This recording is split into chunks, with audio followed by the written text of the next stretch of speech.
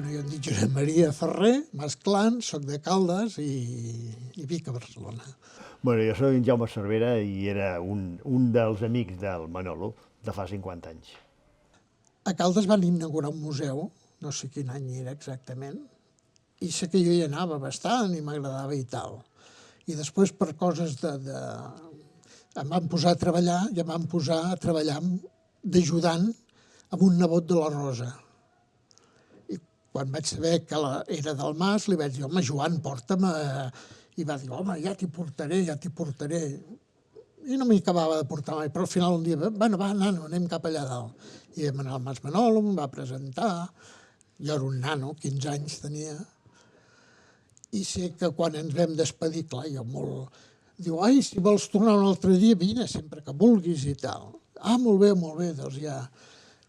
Bueno, vaig anar, va passar un temps, jo sempre pensava que hauria d'anar al Mas Manolo, però no sabia com fer-ho, saps? I sé que era la primavera, hi havia roses a casa, un roser allà, i vaig tallar un ram de roses, i la meva mare diu, on vas amb aquestes roses? Dic, no, és que les haig de portar al Mas Manolo.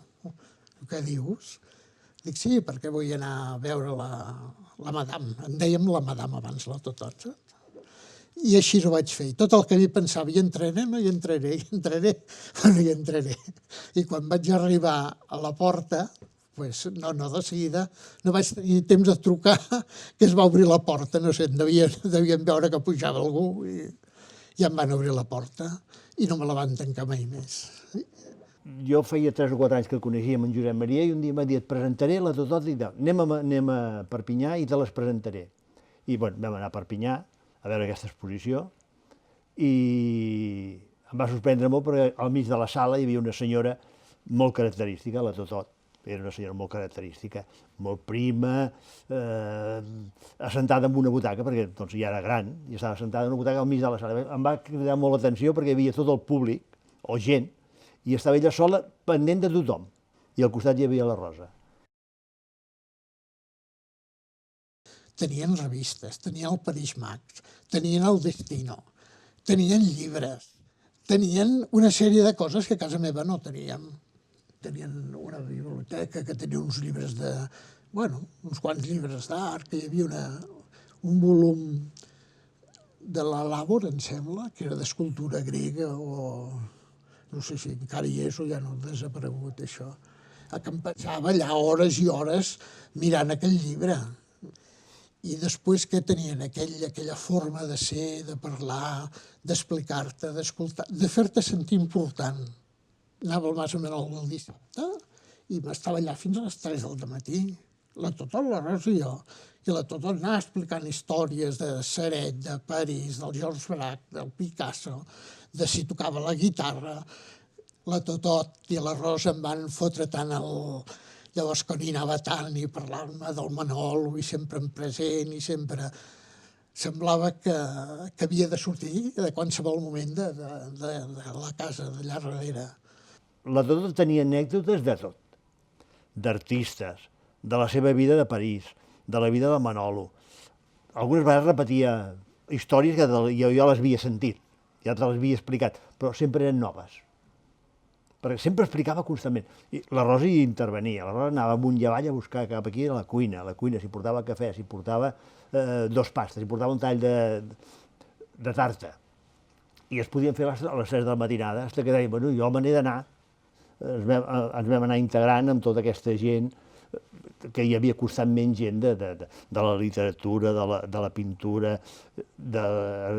d'artistes, hi havia sempre una gent del món cultural molt important.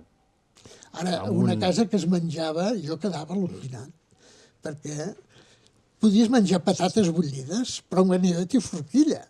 Llavors treien la taula, feien el cafè, que el cafè es havia de fer al moment, es havia de moldre així perquè els elèctrics rescalfa el cafè i no és prou bo. D'un primer cafè no quedava mai per un segon. El segon sempre el tornava a fer. Tornava a moldre el cafè, perquè al tallar el cafè tenia molt més bon gust. Molt més, però era més perfumat i era veritat. I llavors unes tasses de poma feia, bueno... Jo crec que també ho feien perquè així se'ls feia... Ocupaven temps, saps? Posar la taula, treure la taula, ara el cafè... El dinar durava 3 hores, aquella casa. Corria pel poble que veia que anava a comprar i anava amb una cavallera fins aquí a la cintura, quasi, saps? Amb una cavallera i tal. I a vegades amb un mocador al cap. Tenia molt estil i estava molt morena i li agradava prendre sol i llavors em recordo l'estil que tenia fumant, sempre amb el cigarret, ella, la seva...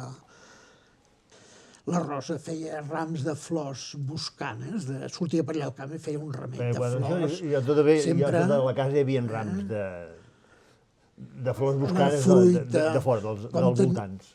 Les peres, les pomes, tot el lío. Això ja tothom ja ho feia per donar al Manolo que dibuixés. Mira que és maco. Porta'm, noi, uns papers i pintarem això, saps? O farem... I la Rosa també tenia sabates muntades, sempre muntades molt simples, però sempre feia goig on les havia posat.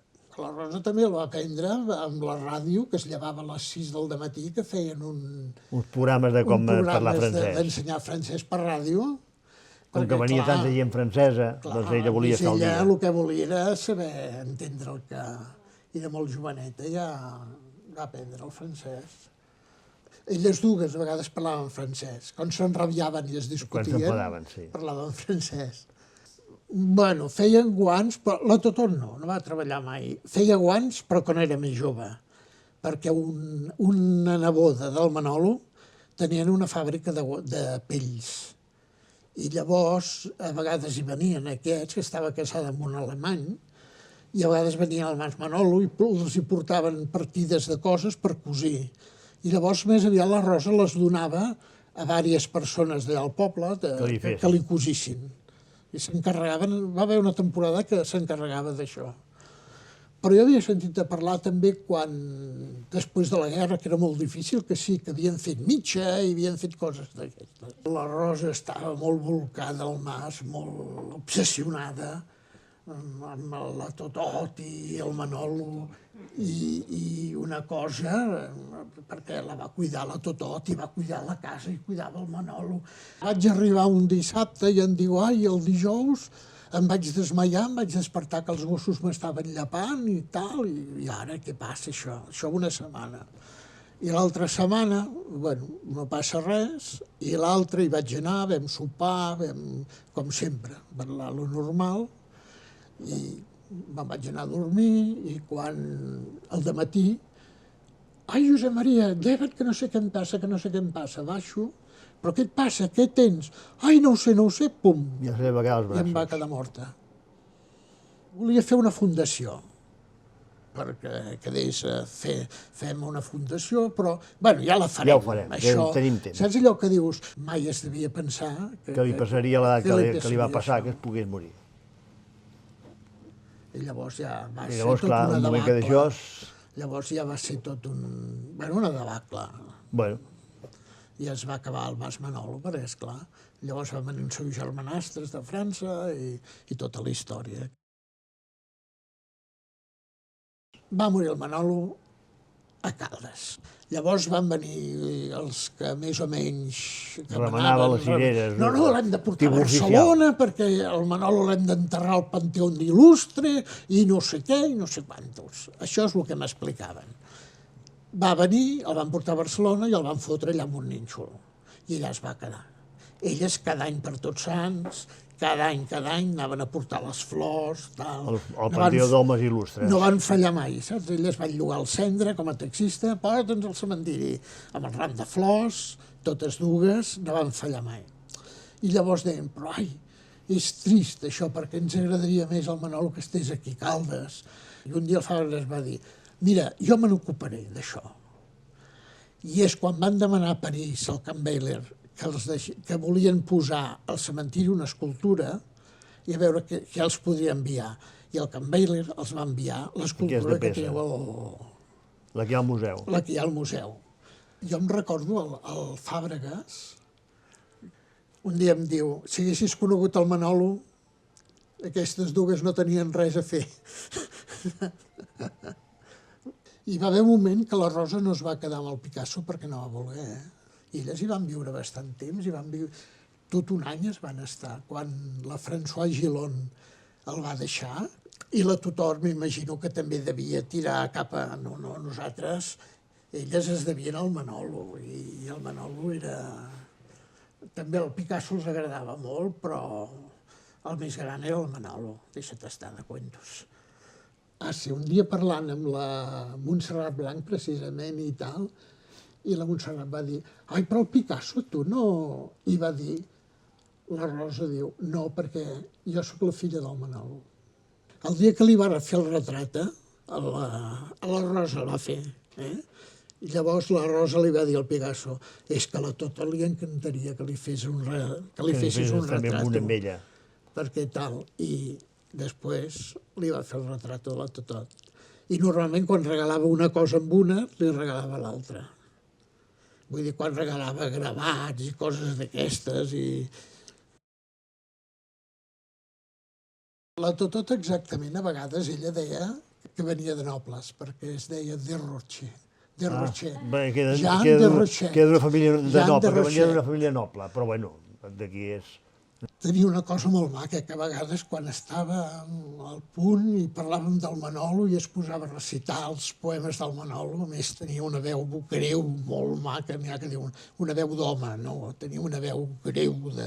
Molt gutural, molt especial, sí. I recitava el Manolo com... Anant al Manolo a mi m'agradava molt l'escultura i jo tenia moltes ganes de tenir una escultura, però esclar, jo sabia que valia molts diners i que no podia... I un dia em vaig, no sé, amb la meva cara, la Totot dic, ai, Totot, m'agradaria tant tenir una escultura del Manolo. Diu, i quina t'agradaria? Dic, aquesta, una que fontadeta que hi ha i tal. Diu, ah, bueno, doncs, dic, però com val? I diu, 900 pessetes. Jo em vaig quedar, vaig pensar, 900 pessetes? Si no els hi podré pagar amb la meva vida. Perquè en aquell moment jo treballava a la fàbrica, allà, i guanyava 30 pessetes a la setmana.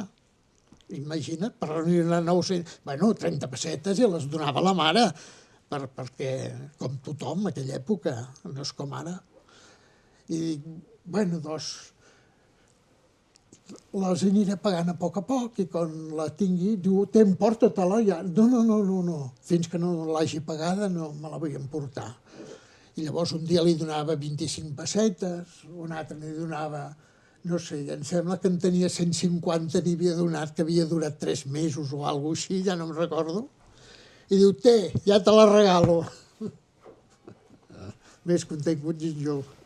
Per mirar molts diners, i ella m'ho va donar com aquell carrer, però em sembla que les venia 5.000. Em moro, si em diu 5.000. Però, bueno, això és una...